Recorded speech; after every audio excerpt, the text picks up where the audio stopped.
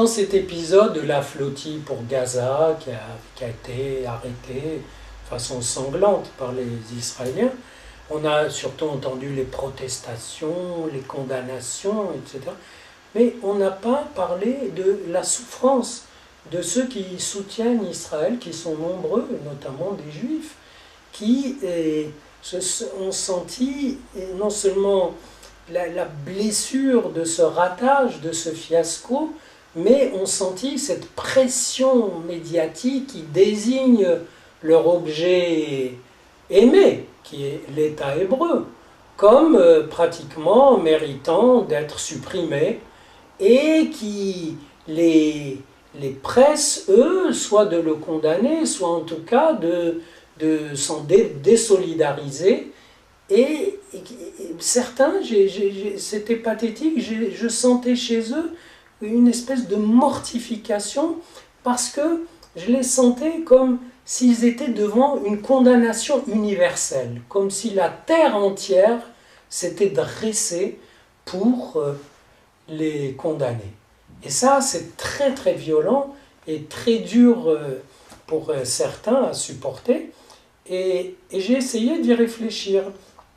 Je pense d'abord que ça leur a rappelé, évidemment, ce que c'est que d'exister sous le regard de la haine, parce qu'ils savent, eux, où ça mène exactement au camp de concentration, à l'extermination.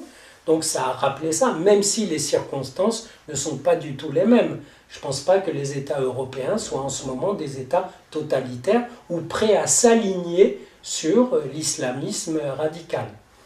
Donc ça, c'est une chose. Mais certains, bon, ayant réagi instinctivement, percevaient surtout ce danger avec des idées de boycott de films israéliens, de chercheurs israéliens, etc.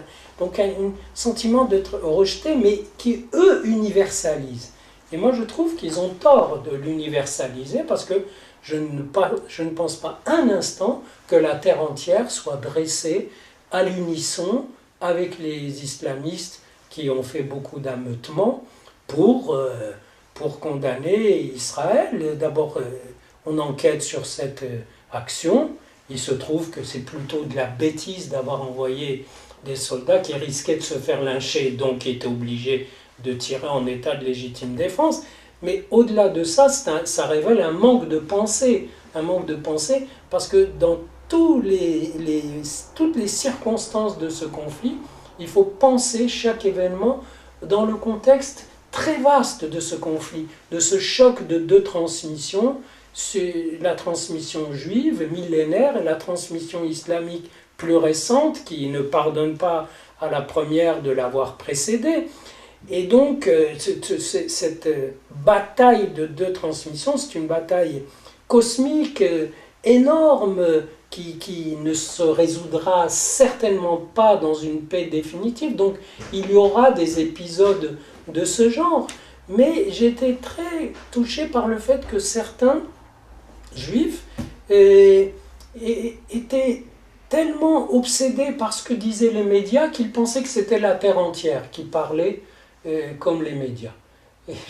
Et je pense que ça vient de ce que ces juifs ont été victimes d'une confusion, de confondre l'échelle des médias et l'échelle des valeurs, si on veut. Ça vient de ce que le peuple juif a tellement désiré la reconnaissance, ou au moins un peu le respect des autres pendant des siècles où il a été persécuté, que lorsqu'il perd ces signes de reconnaissance, lorsqu'on dit attention, ce qu'ont fait les juifs c'est pas bien, etc., c'est tout le peuple qui se sent menacé, traqué, dénoncé, fustigé, etc.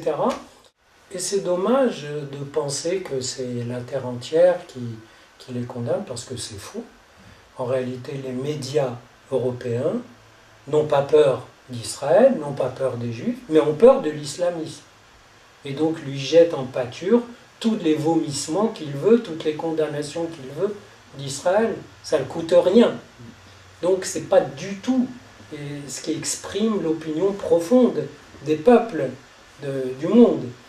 Et je pense que ces Juifs, au lieu de flipper, au lieu de s'angoisser, au lieu de rejoindre cette peur millénaire feraient mieux de nourrir la transmission qui les porte et qui définit ce peuple et qui porte cet État hébreu, et de se méfier davantage de leur culte des médias, leur culte de la parole de l'autre, comme si c'était une parole divine.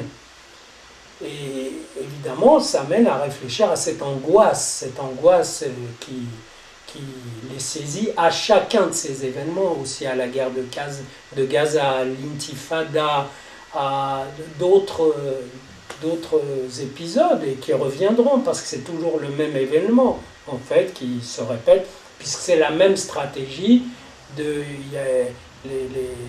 l'islam radical, qui est d'envoyer des individus prêts à se faire tuer par vous, du moment que ça fait de vous un tueur, et qu'on peut ameuter sur vous tout le monde, ou le maximum de monde.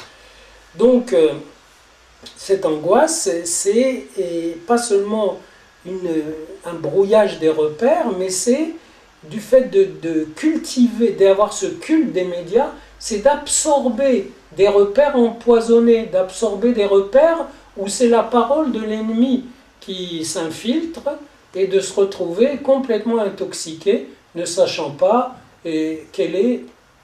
sur quoi vraiment prendre appui. Donc je pense que ces événements, ces souffrances, ces mortifications sont au contraire l'occasion, d'ailleurs pour chacun, de quelque parti qu'il soit, de se ressourcer dans ce qui le définit dans l'être, dans ce qui définit sa transmission d'être.